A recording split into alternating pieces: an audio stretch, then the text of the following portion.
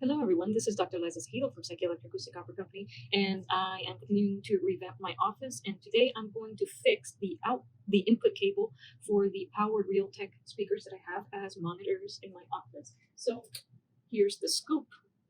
This input cable is damaged. These are really old speakers. They've experienced a lot of wear and tear, but they're good speakers. And the only reason they don't work consistently is because of this, input cable that is built into them. So what I'm going to do is replace this this 1/8 inch TRS plug with one I'm going to remove from these earbuds. I'm going to heat up my soldering iron, and I'm going to bring it up to 700 degrees, where 60/40 solder flows really, really well. I think the melting point for the solder is like 400 some degrees, but you want it to be way hotter than that, so you're not trying to solder with a gel. And while that is working to heat itself up, we're going to prep our cables.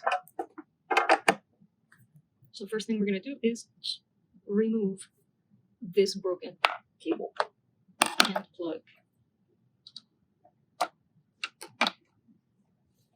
And so, although the sheathing implies that there are only 2 conductors, there are actually 3 conductors, but the shielding conductor is integrated in the white with the ring cable, which in this case corresponds to the right channel, and the red corresponds to the left channel.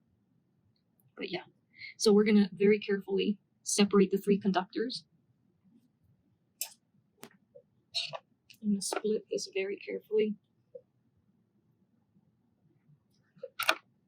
and separate the 2. Okay, so I'm not using these wire cutters. Instead, I used my scissors to unsheath this cable, and I was able to separate the shielding conductor from the copper inside of the white cable, and I twisted them both. And then what I'm going to do is prep the tips with a little bit of solder. Okay, so it looked like both left and right side of the cables had shielding wire in it, and so I have to prep the tips of each of these twisted copper conductors with a little bit of solder. And then the challenge is going to be keeping these conductors separate inside of the connector enclosure. I made a cool discovery. I don't have to break my cat earbuds because the connector that was being used was actually a DIY connector. All I have to do is, this was done with crimping. I inherited these speakers, so whomever did this didn't even solder onto this, just crimped on the connectors. So this is a nice clean cable that I can a nice clean connector that I can solder onto, and yeah, the job is going to be a lot easier than working with the cat headphone connectors. Of course, before we do any of that, we gotta tin the tips of our conductors. So here we go. Use a little bit of flux on the tips, not a lot. I'm gonna make sure that these conductors, these copper cables, are nicely twisted. Not a lot, just a little. So all I'm gonna do is just melt a little bit of solder on the tips.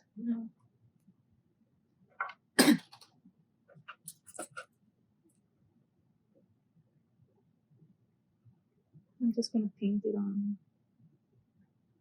Sometimes it requires heating the cable up a little bit so that it'll stick.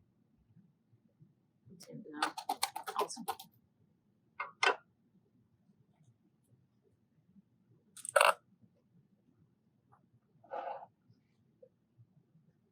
Alright. So there's a little bit of silver shine on the tip of all of these conductors. That's what you want. Alright, now I have to prepare the connector for soldering. So I'm going to clean it up, and then I'm going to tin where I'm going to solder on the cables onto the connector. So I cleaned up the 1/8 inch TRS connector. It's nice and clean. As you can see, it has 3 conductors that correspond to the ones on the outside here. See? Tip, ring, sleeve here. Tip, ring, this long panel sleeve.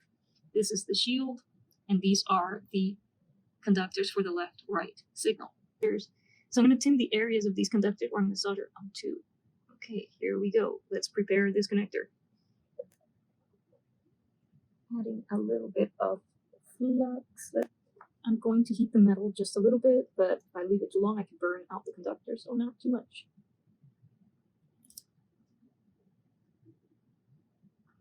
All right, that's enough. You don't need a lot.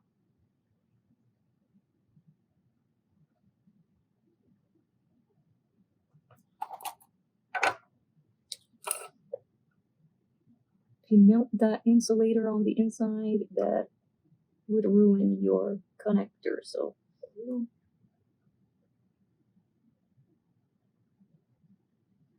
okay, that one's done.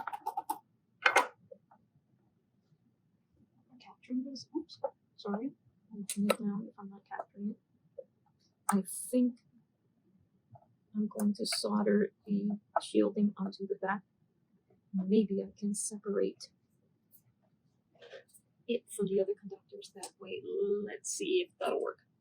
There's a hole through the shielding plate. I could thread it through and then just stick it onto the back part of the plate. Let's see if that'll work. Let's heat this a little bit, but again, not too much.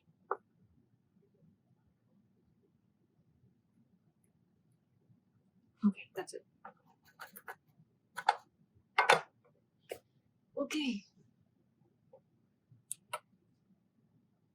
Oh, it's still too hot to touch.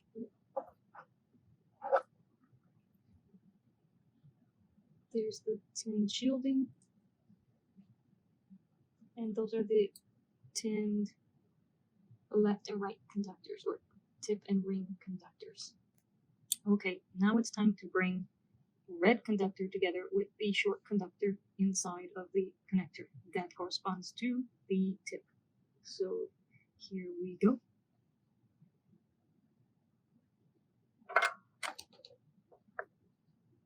We shouldn't need more solder. There should be enough solder on the tip and on the connector. Well, on the tips of the connector and the cable to do the job. And it seems like there is.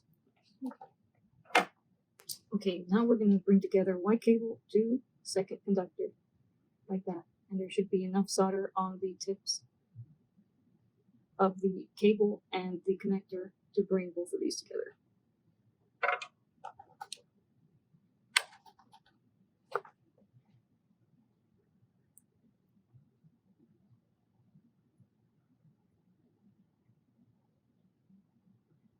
And there is.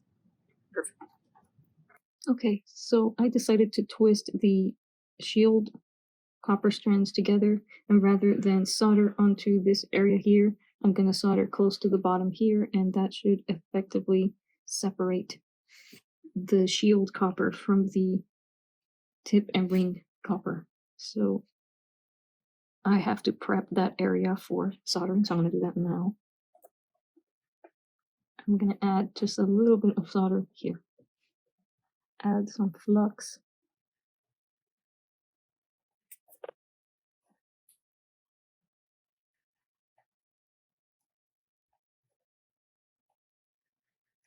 Okay, that should be enough.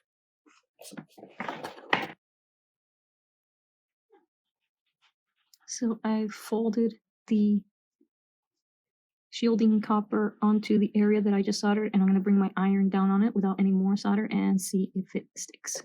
Here we go.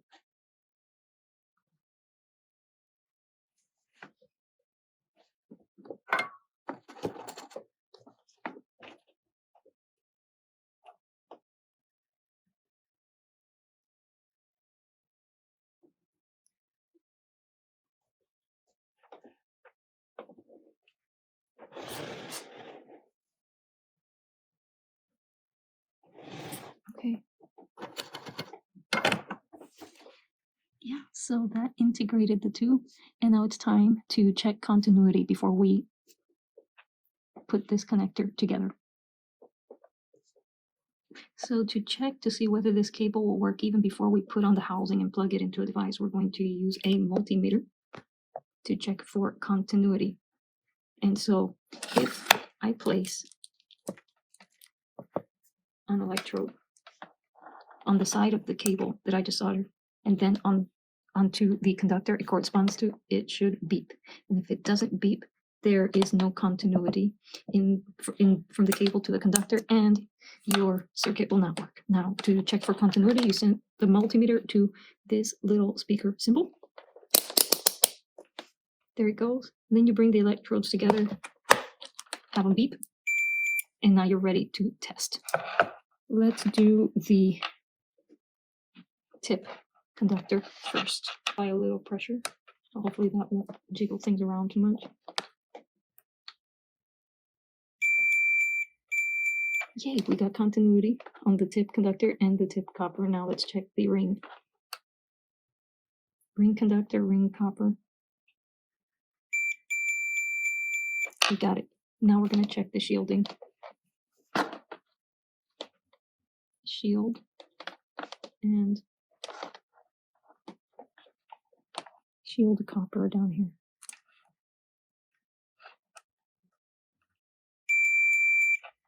All right, we got continuity in all three conductors. We got a working circuit. Okay, so I made a big error. I should have threaded this through the cable before soldering my bits together, but I have an idea.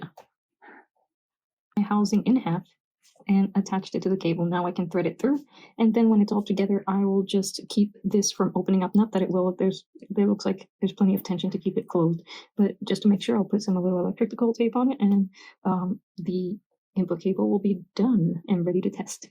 All right, nice and clean. Again, I'm going to put a little electrical tape on this, even though the tension seems like it's going to keep this closed. Okay, so project is complete. Let's plug this thing in. All right, I'm gonna plug it into the output of this MIDI keyboard. I'm gonna use the headphone out. All right, let's turn on our Realtek speakers. There they are.